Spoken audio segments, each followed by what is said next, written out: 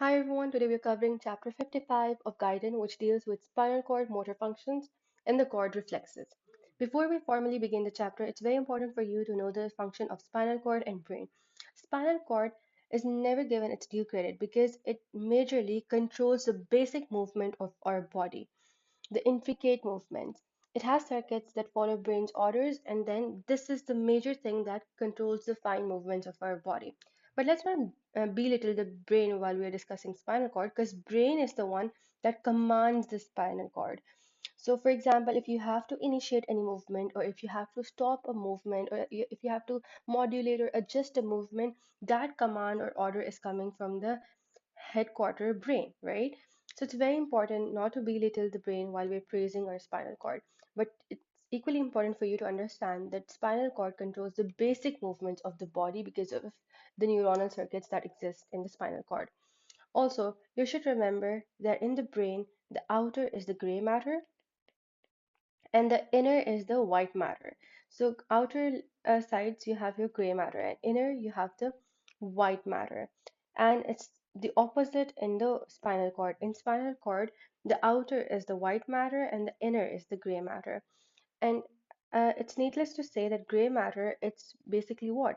It's a collection of the cell bodies, right? So it's a collection of cell bodies, and other than that, white matter, it consists of the axons, and those axons are myelinated, hence the white appearance, right? So while we've established this, it's very important for you to identify the structure. This is basically a microscopic view of your muscles, right? So this is a thigh muscle, but obviously all the muscles have the same structure internally. Now, it's very important to identify a few of the things first, and then we'll move to the other structures. This is the extrafusal muscle fiber, the ones that you're seeing, these large ones which are outside, right? So these are your extrafusal muscle fibers. And the ones inside, the tinier ones and the slimmer ones, they are your intrafusal muscle fibers. Now, what's the difference between the two? Obviously, there's this physical difference that you can already see. One are externally present and they're large, the others are internally present and they're small. But extrafusal fibers, they're the contractile fibers, the primary contractile fibers. So extrafusal का काम majorly क्या है? Contraction करना. ये हमारे जो extrafusal muscle fibers है, इनका काम है contraction करना. जबकि जो intrafusal fibers हैं, इनमें दो टाइप्स के फाइबर्स हैं जो बीच वाला है सेंटर वाला that is also known as nuclear bag and why is it so because in the middle you can see this sort of bulging and expansion बिल्कुल बीच में इस तरह की एक ऐसे लग रहा है जैसे मसल बेली है ना so it's basically a nuclear bag तो इसकी वजह से जो सेंट्रल वाला है the intrafusal muscle fibre it's also known as nuclear bag fibre whereas the two that accompanied on the side, these are nuclear chain fibers. They are also intrafusal muscle fibers, but what type? Nuclear chain fibers.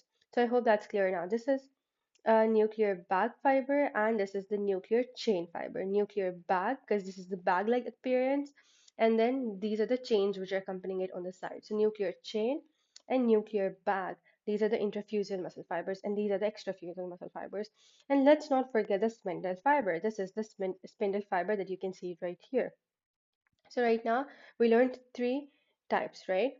Now I already told you that extrafusal muscle fibers, these are primary contractile fibers or primary contractile units. What about intrafusal muscle fibers? When you're dealing with the nuclear bag fiber, so from bag you can remember that it detects dynamic changes. So remember that your nuclear bag fiber, it detects what? The dynamic changes in the length and the rate of stretch. So basically, whatever changes are occurring in the length of your, in the dynamic changes that are occurring in the length or the rate of stretch, so that is detected by the nuclear bag fibers. Whereas the nuclear chain fibers, they detect the static chain, static length of the muscle or muscle position. Now, this is obviously, obvious from the words dynamic and static itself. Dynamic का मतलब वही होता है कोई भी चीज़ जो in movement हो, right? तो उसके हिसाब से this identifies the rate of stretch, right? Or the dynamic changes in the muscle fiber. And nuclear chain, it detects the static length or the muscle position जो स्पेशल मसल पोजीशन होती है ना तो वो डिटेक्ट करता है हमारा nuclear chain fibres so yes will keep रिकैपिंग it over and over throughout the video so that it sticks in your memory. Now, उसके अलावा मसल स्पिंडल इसका बहुत इंपॉर्टेंट काम है मसल स्पिंडल का काम है मसल स्ट्रेच डिटेक्ट करना it detects the muscle stretch and it also regulates the muscle tone. So these are two very important things that should be on your in your mind. And also very important to say that this is a sensory receptor. जो muscle spindle है ये sensory इसकी sensory काम होगा जितना भी है sensory reception है इसका काम है जबकि एक्स्ट्राफ्यूजल और इंट्राफ्यूजल जो हमारे मसल्स थे इनका जो काम था it was more lean towards the motor aspect. इनका ज़्यादा काम मोटर एस्पेक्ट पर जाता था जैसे कॉन्ट्रैक्शन कराना फिर डायनामिक चेंजेस को मॉनिटर करना स्टैटिक चेंजेस को मॉनिटर करना that was more of motor role जबकि when you talk about spindle fibers so they have sensory reception to themselves. That means they deal with the muscle stretch and the muscle tone.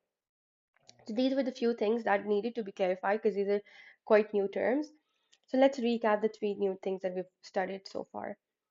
So first of all, we have our extrafusal muscle fibers, which are primary contractile units. Then we have our intrafusal muscle fibers. We have nuclear bag fibers and nuclear chain fibers. So nuclear bag and nuclear chain fibers. The nuclear bag, it deals with the dynamic changes or the rate of the stretch. Whereas the nuclear chain, it deals with what exactly? With the static changes or the you could say muscle position, right? And how about muscle spindle? This has more of sensory reception and it deals with the muscle stretch and the muscle tone. Very important. Good. So these were some basic terminologies. Now moving forward, there must be some nerves, right? There must be some nerves. So what are the nerves that we're going to discuss today? So for that, it's important for you to know that our body or our nervous system, it has two very important types of motor neurons. One is an alpha motor neuron, and the other is your gamma motor neuron, and these come under the category of anterior motor neurons. So your spinal cord, it has anterior motor neurons, and where do these anterior motor neurons reside? They reside in the anterior horn of the gray matter. So in this anterior horn of the gray matter, if you draw the spinal cord cross section, so this is the anterior horn. And I can recall already telling you about the Renshaw cells. So Renshaw cells were also here. They were lying just next to your motor neurons. So here you have interior motor neurons. And interior motor neurons, you have of two types, alpha and gamma. Alpha are larger nerve fibers and gamma are the smaller nerve fibers, right? So you have motor neurons here, and obviously the fibers are going to go into the muscles, right? Because they're motor neurons. These fibers are efferent fibers, right? Okay.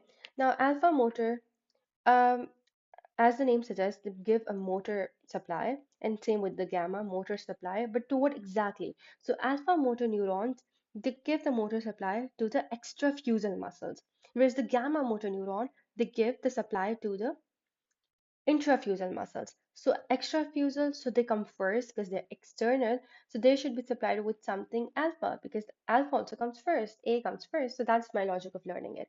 And then gamma motor neurons, it supplies the intrafusal muscle fibers, right? The contractile ends of the intrafusal muscle fibers. So it's very important to specify that it doesn't supply the entire um, intrafusal muscle fiber. Instead, just the ends, and which ends? The contractile ends. So there'll be gamma motor neurons supplying the contractile ends here, and there'll be gamma motor neurons which will be supplying the contractile ends here.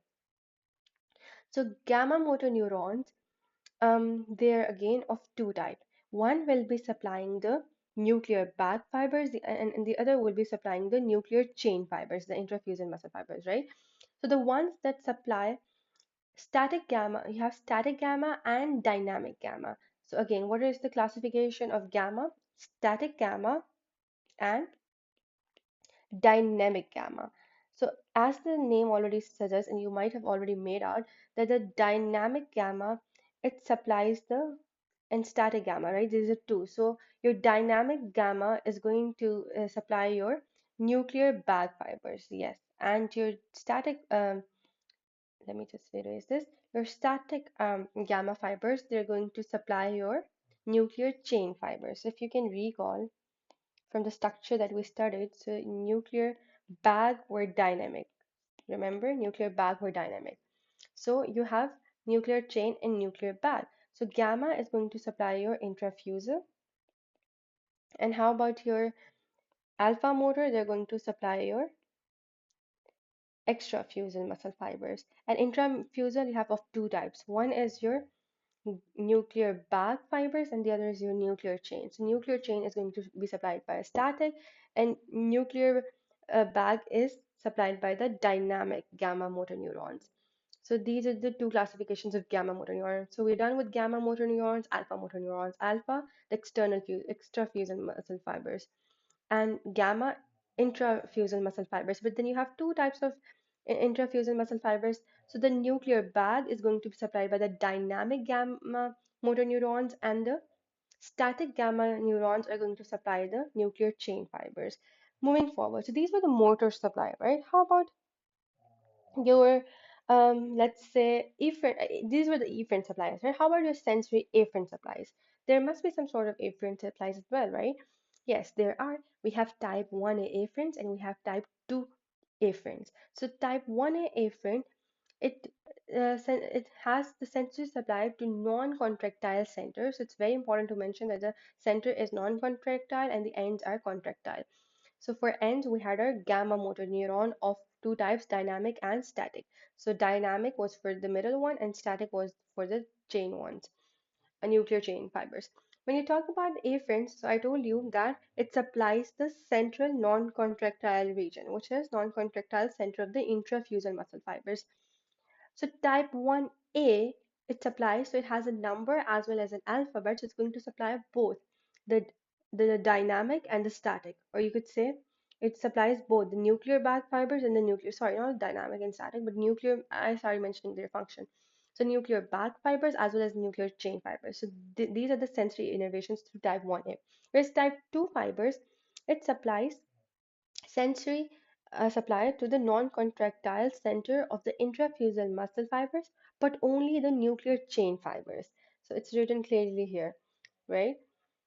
And these were the sensory innervations. Now moving on, is there something that we missed? Yes, very important. Golgi tendon organ. So Golgi tendon organ, this monitors force or tension which is generated by muscle at any given time during a muscle contraction. So, for example, if the muscle is contracting and you have this Golgi tendon organ, what it is going to do is it's going to, sort of monitor the force or the tension that's exerted. So, tendon and tension.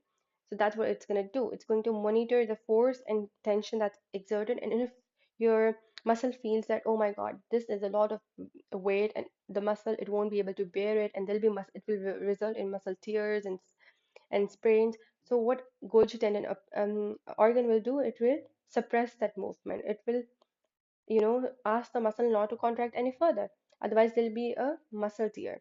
So that's a very important and major role of your Golgi tendon organ. Now let's recall. This was like a lot of anatomy, but this was needed. And also, let's recall it, and then I'll tell you another mechanism which is important. But before that, yes, so how does muscle spindle, how does it maintain the muscle tone?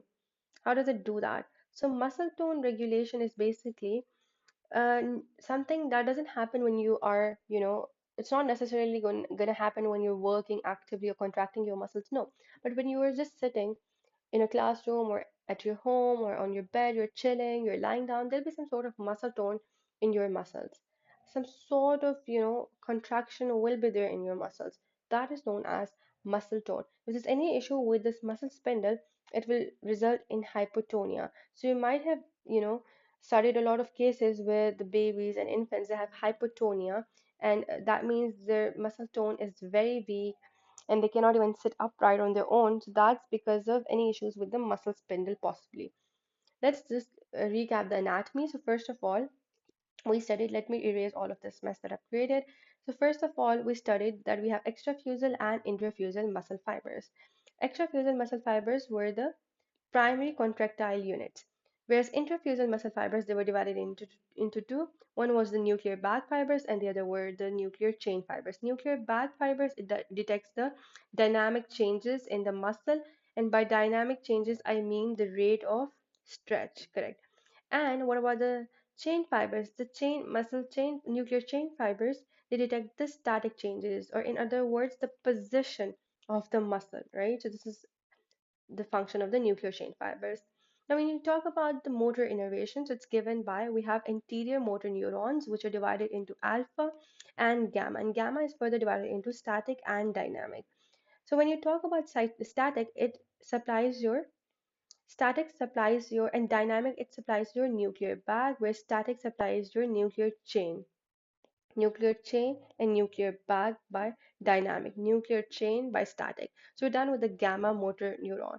That applies to the contractile ends and not the middle end, just the contractile ends of the intrafusal muscle fibers. So static gamma motor neuron, it supplies the nuclear chain fiber, and dynamic gamma motor neuron, it supplies the nuclear bag fiber, right?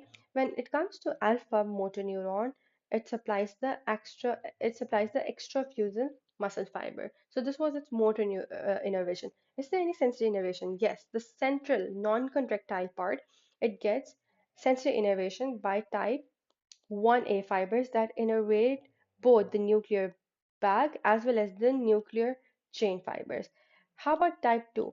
That innervates It gives non-contractile center of the interfusal muscle fiber its sensory innervations, but which interfusal muscle fiber? Just the nuclear chain fiber. So yes, this is about it. And how about muscle spindle fibers? Muscle spindles, they help to regulate the muscle tone, and they maintain some sort of muscle tone, and they monitor the muscle stretch. How about Golgi tendon organ? It monitors again for the force or the tension. It monitors the force or the tension and keeps the muscles alert. And so some extra information. It's not really needed to read it now because I've already explained everything, but you can just read it for the sake of learning. Gamma motor neurons, they set the level of tone. Inside the muscle spindle are tiny fibers called intrafusal fibers that are controlled by gamma motor neurons. Yes, we know that now. Gamma motor neurons adjust the sensitivity of the spindle. So static and dynamic control was done by gamma motor neurons. Increased gamma activity, spindle becomes more sensitive, tone increases. If the gamma activity is low, spindle becomes less activity and the tone decreases. Gamma system is controlled by reticular formation, cerebellum, basal ganglia, motor cortex, and disorders in these areas can result in abnormal tone, hypertonia, and hypotonia. And I remember telling you that muscle spindle problems can also lead to hypotonia or also hypertonia. Muscle tone is controlled by spinal cord reflexes. So muscle tone is something that we need to discuss, but let's do that in the next video.